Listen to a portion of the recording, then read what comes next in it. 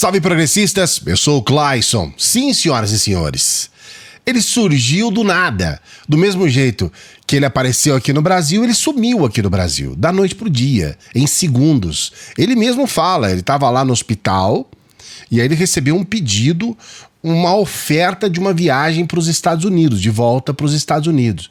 E aí em 15 minutos, palavras dele, ele então sai do Brasil. Esse é Olavo de Carvalho, um sujeito envolto, uma série de polêmicas, o guru do bolsonarismo e um sujeito que, como a gente sabe, você que é das antigas aqui do canal, você sabe, a gente é um dos primeiros canais aqui do YouTube a trazer respostas para aquelas insanidades, né, do Bolsonaro. E hoje não é diferente.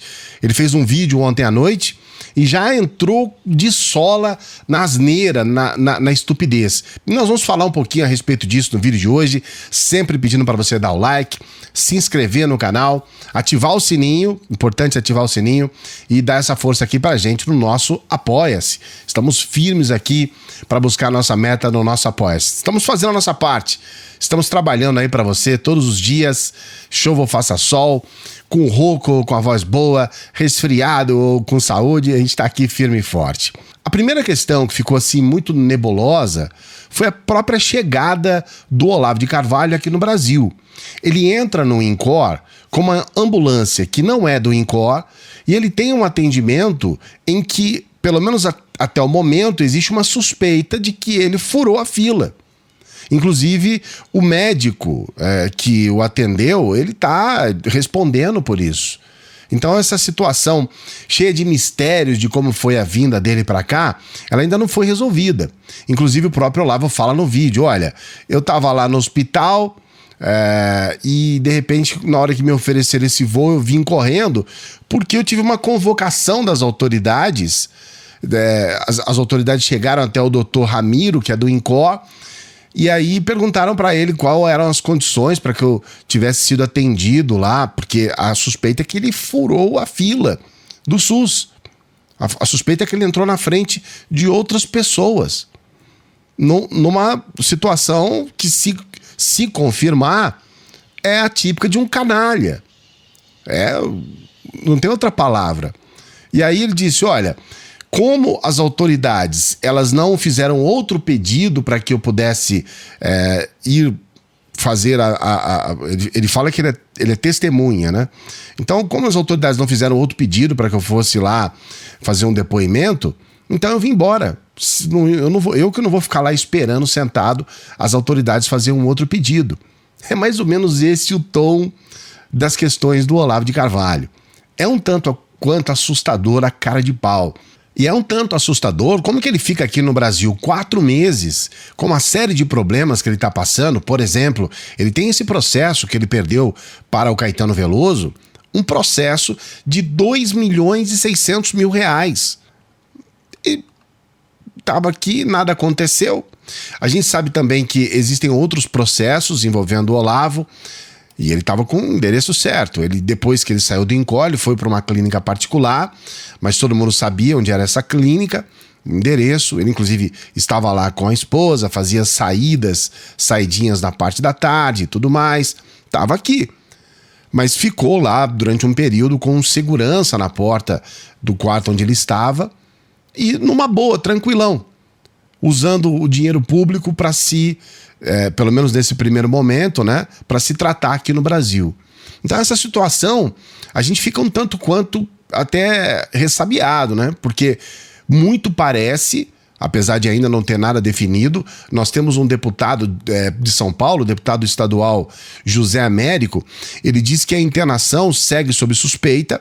Ele afirma ter feito um requerimento para o governo de São Paulo para informar de onde era essa ambulância que atendeu ele lá, já que ela não pertencia ao INCOR, e ele também tem um pedido de divulgação das anotações do prontuário do Olavo de Carvalho que justificariam essa entrada dele nessa instituição sem passar pelos procedimentos. Ele não passou pelos procedimentos, furou a fila.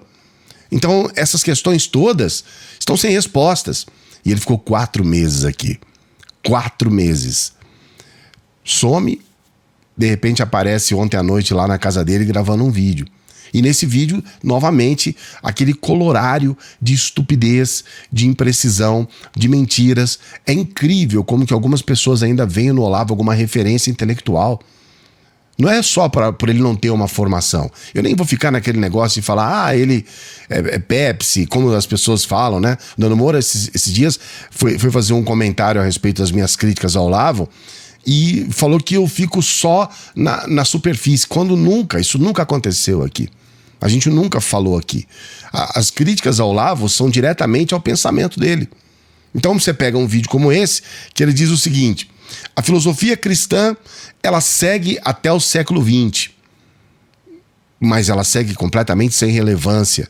E ele diz assim: a história da filosofia cristã, e mais especificamente a filosofia católica, abrange toda a história da filosofia. Só imagina um sujeito falar uma coisa dessa. Sendo que o cristianismo ele começa a aparecer dentro da filosofia lá no século XII, XIII. Como é que abrange toda a história da filosofia, que se inicia muito antes? É uma coisa assim, é desconsiderar a filosofia grega, é desconsiderar a própria filosofia oriental. E aí ele coloca lá que abrange toda a filosofia católica. É claro que ele está fazendo uma loucura em cima disso, ele está só falando para a plateia dele. Tem muitos católicos que o acompanham. Tem esse padre Paulo Ricardo, que é louco por causa dele, né? A gente nem sabe qual que é a relação real entre esses dois.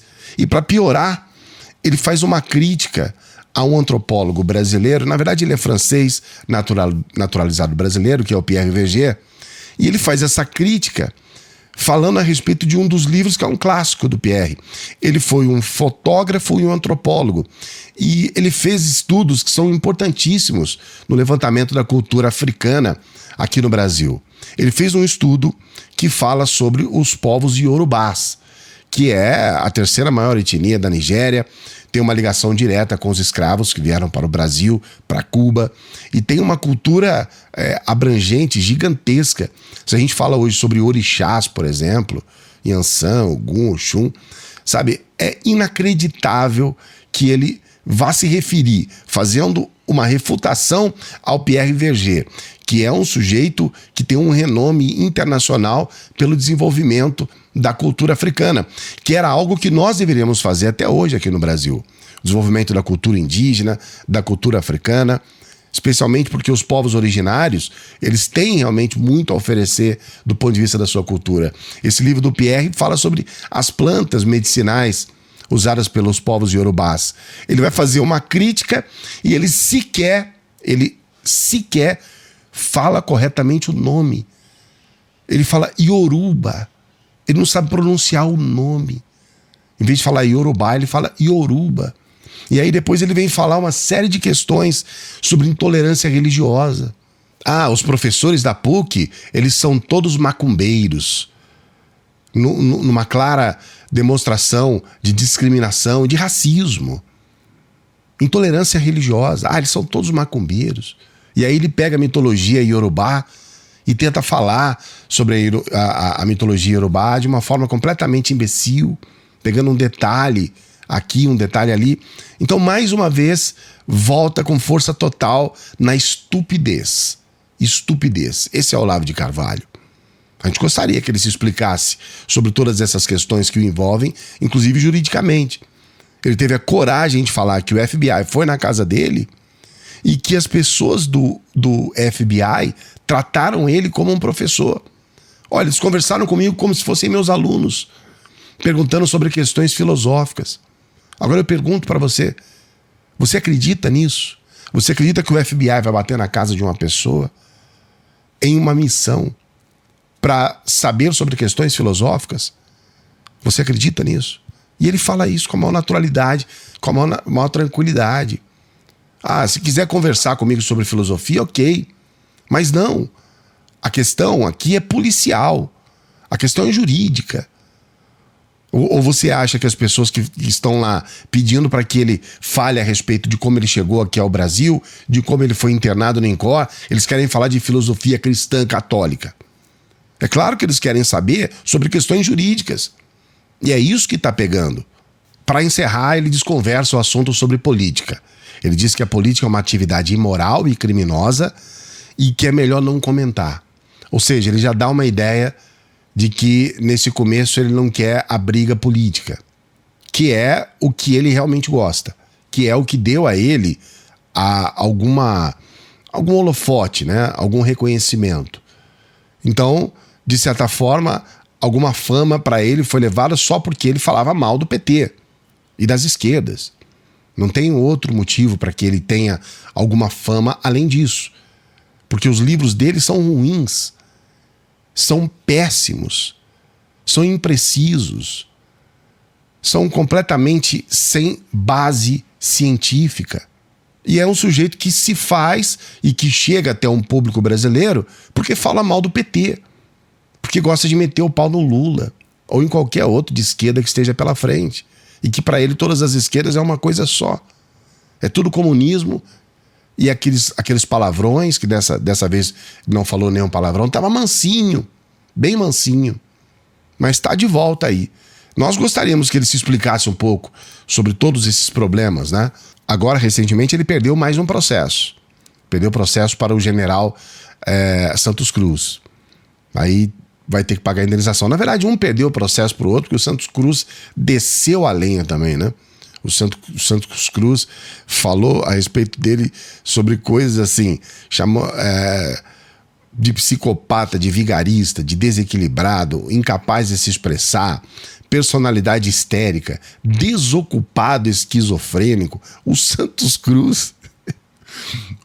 Cruz abriu o armário realmente ali, né?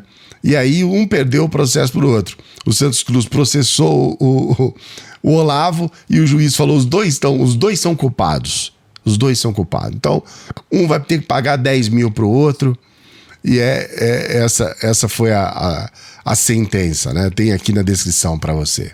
Mas esse é o Olavo de Carvalho, que tá aí de volta e pelo jeito, pelo menos por enquanto, ele não quer vestir a capa do guru, o guru do bolsonarismo. Mas daqui a pouco você já sabe, né? Basta acontecer alguma coisa especial, ele já tá aí xingando, como ele xingava lá o Luciano Hang, né? Falava que o Luciano Hang não tinha cultura, que o Luciano Hang, né, naquela situação que ele perdeu o processo, né? Agora, recentemente, inclusive, a juíza, a Flávia Alves, da 14ª Vara Civil do Rio de Janeiro, ela concedeu também uma tutela antecipada na ação movida contra o Flávio Azambuja. O Flávio Azambuja é conhecido também como Flávio Morgenstern. Ele também, nessa situação do Caetano Veloso, ele entrou nessa onda do Olavo de Carvalho e se deu muito mal, né? E acabou disseminando essa hashtag sobre o Caetano Veloso, associado a um crime. E a justiça terminou que fossem retirar essas ofensas já postadas por ele, incluindo a hashtag. Então quem entra na onda do Olavo só se dá mal. Eu quero saber o que você pensa a respeito disso. Coloque seu comentário aqui. Aquele joinha é fundamental para que a gente continue o nosso trabalho firmes e fortes. Não se esqueça do nosso Apoia-se. Estamos firmes aqui com o nosso Apoia-se para que a gente possa trabalhar para você. Firmes e fortes, com saúde. Vamos ver se a gente consegue melhorar aí. Tem que chupar umas pastilhas aí, né? Para ver se dá tudo certo, para a gente não estar tão rouco na próxima. Mas com rouco ou sem rouquidão, estamos aqui firmes e fortes. Um grande abraço. Até já.